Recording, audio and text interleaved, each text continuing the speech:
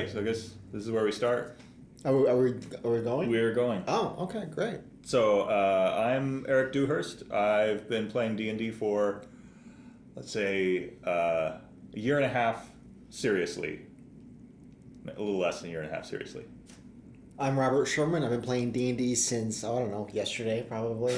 A little while. Longer than me. Long enough for it to mold almost every aspect of my life and aspirations. So. And I should say, even though I've only been playing D&D for about a year and a half, I have been exposed to D&D culture since my adolescence. I was probably 12 or 13 years old when I was exposed to like D&D coloring books and artwork and the concepts of D&D, the cartoon back in the 80s and all that. So it's not like I'm just found out about D&D. It was like, oh my God, there's this thing. You've been a gamer your whole life. You just didn't start playing D until a little while ago. I just didn't know people who played D&D until I was old. Fair enough. All right. So today's... Wait. What are we talking about today? Right. What we're talking about today is what to name this podcast. Podcast, webcast, whatever it's called these days when you do video and audio. Video blog. Video blog. Like that. I don't know. Vlog. So we've talked about doing this podcast for how long? Like we've tried like multiple times. A month or two now, and I've thrown out kind of subject matter that's appropriate, but really the I guess the core subject is D&D, but all sorts of different aspects of D&D. One topic that we've talked about a lot is dice. I love them. I don't know how to say it. I love dice. It's my thing. The gateway drug for Dungeons and Dragons, I think, is dice. Yeah, there are role playing games out there that do not use dice at all. No point. I have friends who very much enjoy those. I don't think I could get into that.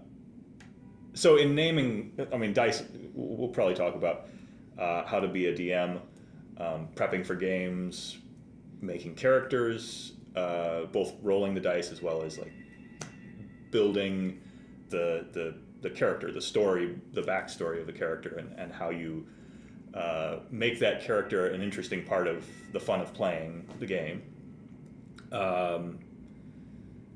It would be interesting to interview some people. DMs that have done it for a long time, or DMs who are brand new. I'm a relatively new DM, just about a year now.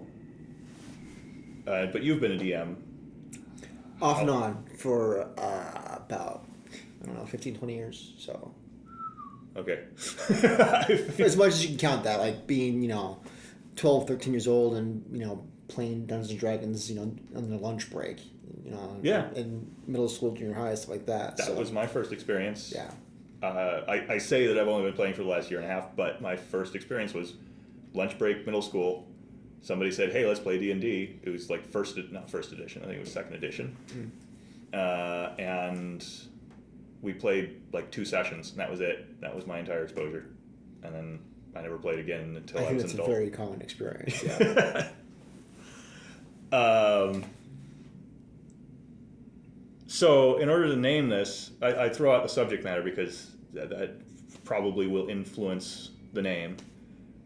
We've come up with a bunch of random names. I don't think any of them are particularly standing out yet. Nothing's really going to stick just yet? Say what? Nothing's really stuck with us just yet? Not with me. Maybe, I don't know.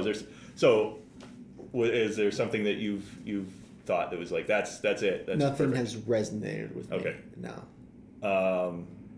And there's so many podcasts out there that have taken just amazing names. Yeah. Well, we can talk about the other podcasts. Okay. The first one that you introduced me to was Acquisitions Inc., which is it's a watch us play. Yeah, I had stumbled upon something.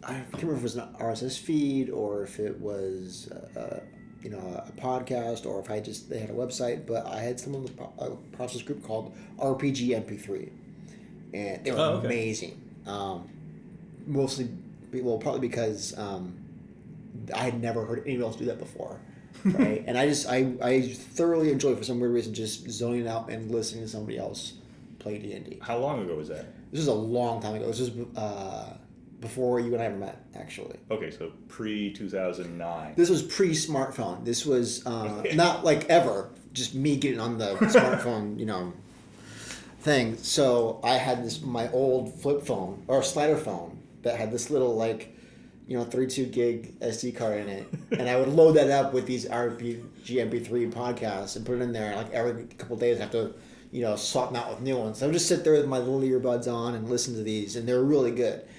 And they did a lot. They were very prolific, and they were very disciplined. They did it like once every week minimum. So it was very consistent, which was you could depend on it, which is nice because I needed these things as much as possible. So because nobody else did it, and they were out of I want to say the UK, and one thing that is I have this bias for podcasts that.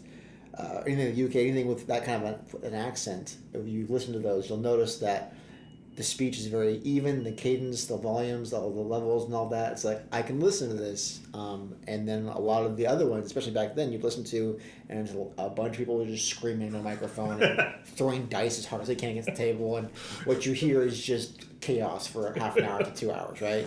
Yeah. But they were always really good, and they would split it up into multiple different groups, but you'd listen to them, and no matter what the group was, it's just you could always understand everything. And so that was when because of that, I gravitated towards it, because it was a very consistent experience, not just their cadence and their being disciplined, but the listening experience was really consistent. And they did a module called I think it's the world's largest dungeon. Oh. It's this huge dungeon, and they did it, front to back, beginning to end, and I think it took like a year or two to get through it. Playing a lot of sessions. Was it in fact the world's largest dungeon? That's what it's called. Largest published dungeon. Anyway? That's how they get away with it. That it's remember, I've seen the book when it first came out. I think they added to it with digital releases, but it was this big dungeon, and I could never afford it when I first moved out and started playing, and I was like, oh man, third edition just came out, and I was buying a lot of books, but that was always the one where it wasn't a first party, it was a third party book. I was like, that looks really good, but man, it was spendy. So but when I saw they ran through it, I really wanted to listen to it, and I got into that, and it was awesome. It was amazing. But that was quite a tangent. Back to the point. A couple years later, you and I had met, working together, and I had stumbled across, I can't remember if it's the Penny Arcade page or the WotC page, this link to and I love Dungeons & Dragons, and I'd been reading a lot of Penny Arcade at the time, like, we're going to play some Dungeons & Dragons. Like, oh, it sounds great.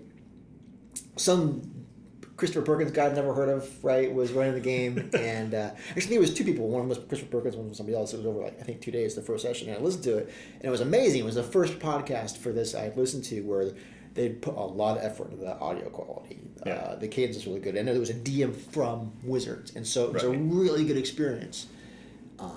And I would burn those and share those with everybody I could. Give them to Nick. I think I introduced to them. And now Nick actually runs a podcast on... Yep. Not on...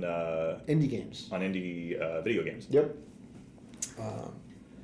But that was something where I consumed that as much as possible, and that was like a week. They had played... Well, we played over 2 days, but it was a couple weeks or a couple months of... Every once a week, they would release a new session or a new, 1 hour of what they had done. Oh, okay, yeah.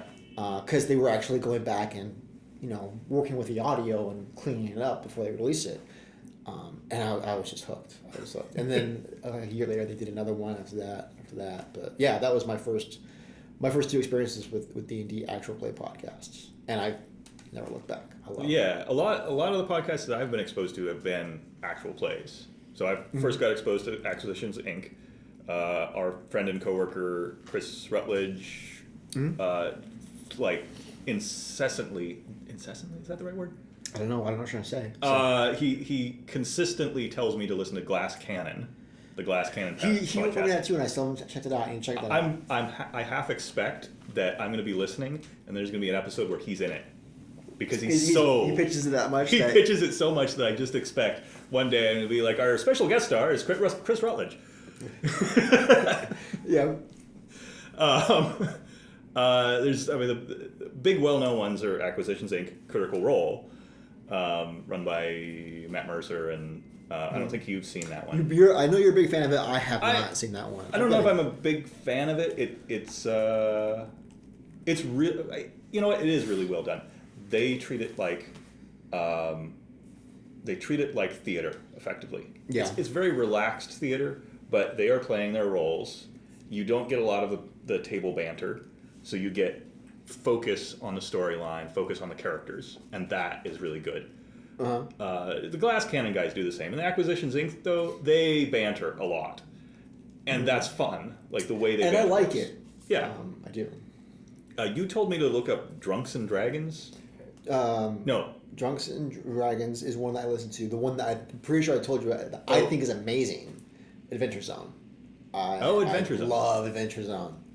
And then D&D UI is another one I've heard of. I think Lynn told me about that. I haven't heard that one. I listened to one episode of Drunks and Dragons, one episode of D&D UI, and they didn't hook me for whatever reason. Okay.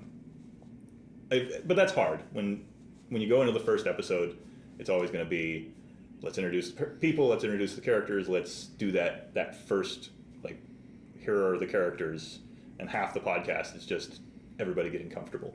Just like we're doing now. Yeah. So those are all like watch us play. Matthew Colville has his, I think it's Running the Game series, which is all about how do you play D&D. Let me tell you, as an experienced DM, what the pitfalls of playing D&D are. Here are all the things that you need to learn as a DM. And then he has a couple that are, as a player, here's what you need to know. And he does a phenomenal job of essentially being a teacher to the DM community. And that's more of, it's almost a teaching tool rather than a watch us play. You told me about Hello from the Magic Tavern. Yeah, I did that one too. I like that. I like that one a lot. Which I think is actually, I think it's sponsored by a public broadcasting station in the Midwest somewhere. Is it? I don't know how you would classify that one, but I enjoy it quite a bit. It's fantasy fiction. Okay. It's set in the. They don't say, "Hey, this is a D&D podcast," but it's a dude in a tavern, who's Wait, what's the backstory? He's Burger King. Yeah, he found a portal in the parking lot or the parking lot. I don't know. Of a Burger King. Accidentally fell through it, and now he's running a podcast from a magic tavern in some faraway land, and interviewing odd characters in this faraway land.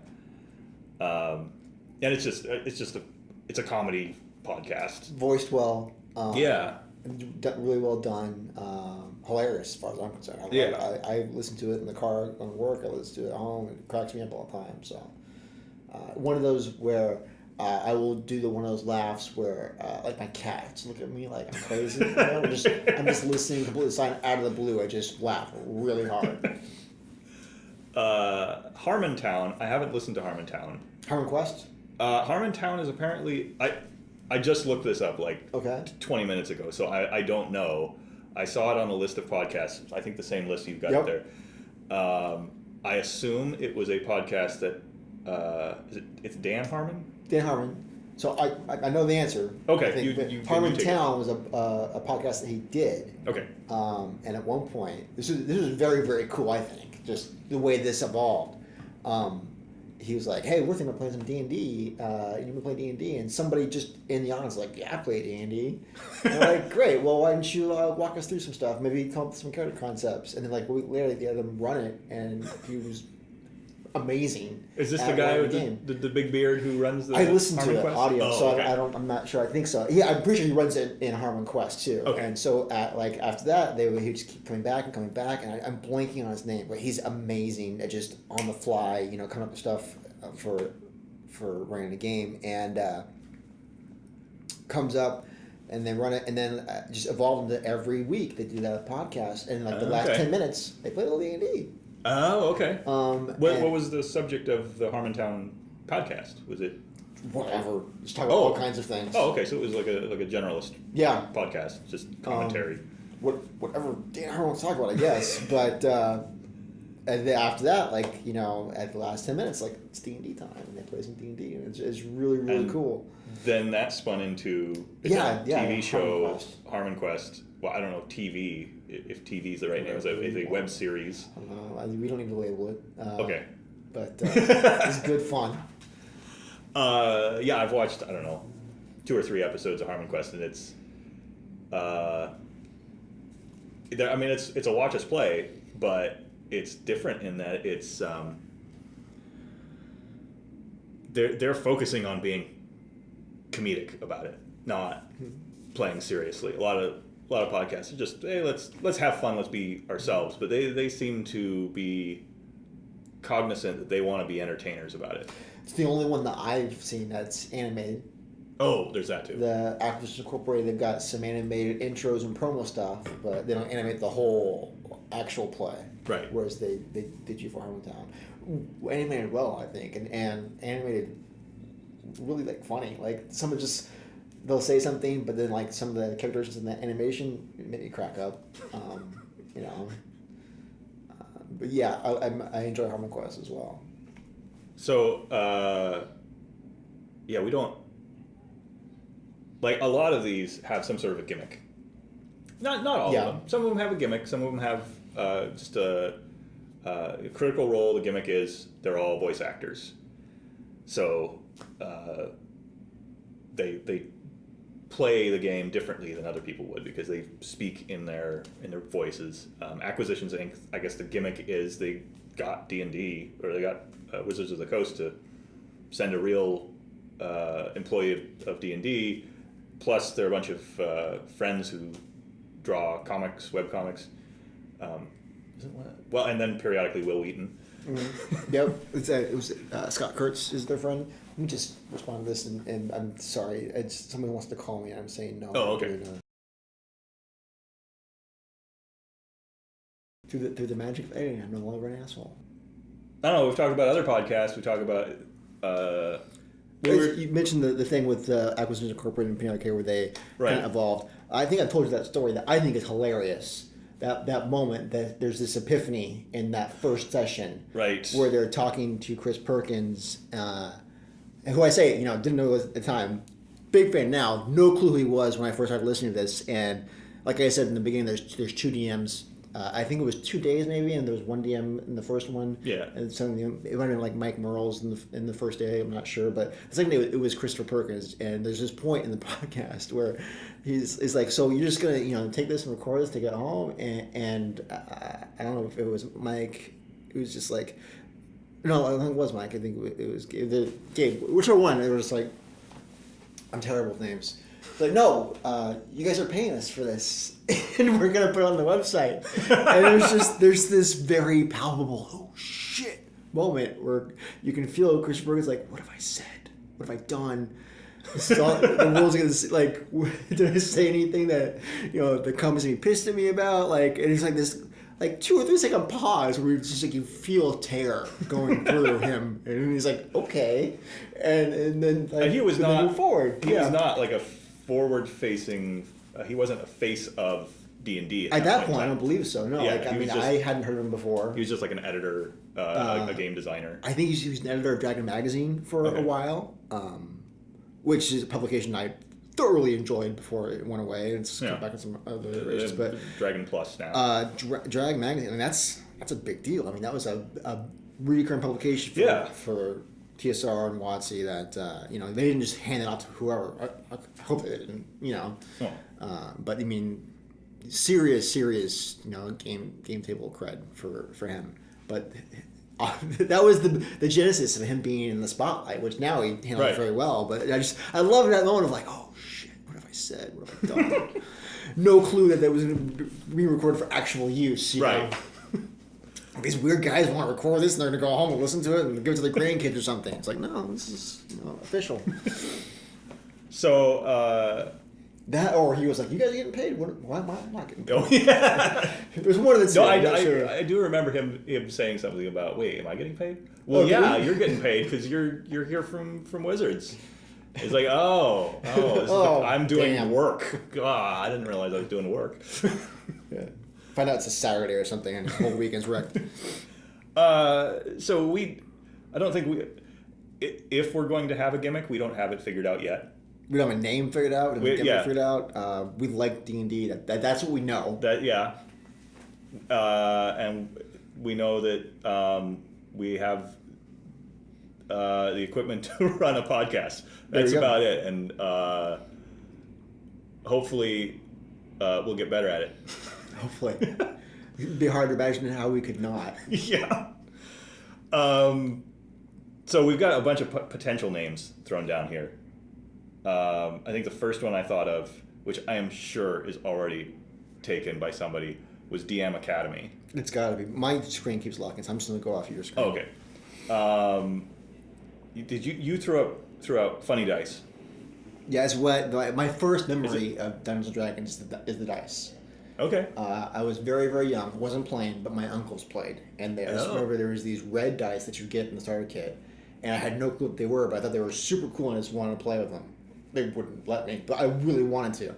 And then I remember having this moment of recollection later on playing it, and not when I first started playing, but playing like a good 2 or 3 sessions in, like, oh, these were those dice. Like all of a sudden it clicked for me, and for whatever reason I hadn't put together until then. Now, when you were a kid and you saw your uncles playing, did you think, wow, these are funny dice? Like that was like these funny dice, like because you play Monopoly, you play you know the D6, the standard traditional die, but it's just being a kid. Even being a kid, I was like, these are weird. Yeah. But at the same time, fascinated because they played with them. I'd never seen them before, but they wouldn't let me play with them. Because I was like 4 or 5 at the time. Very early memory. Wow. And like he's gonna mess up our character sheets or something, So. That has a nice story. I like that story. I don't think any of these others have as good as stories.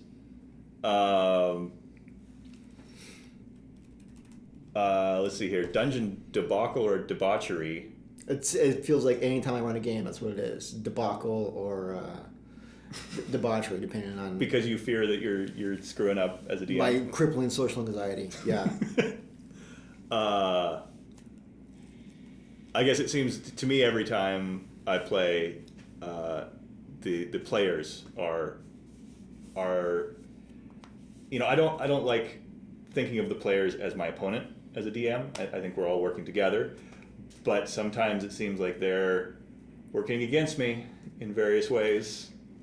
I kind of feel like you're looking at me.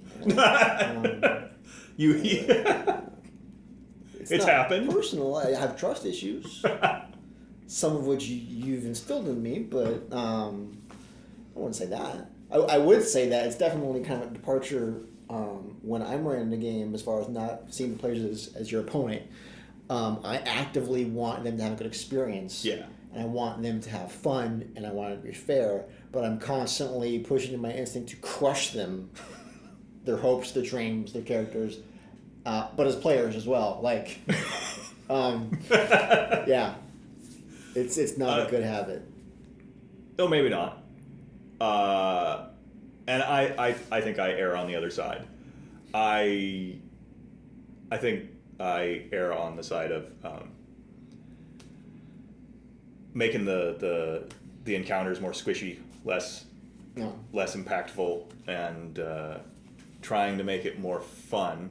But yeah, I mean that gets into a whole subject that we'll probably talk about later about how do you make it fun and challenging at the same time. Well, yeah, and just to lightly touch on it, or go into a 20-minute spiral again. Sorry, but you have a really tough, and I think it's a very key part of making a game fun, a session fun. Tabletop role playing, especially with your players, is it differs on your players.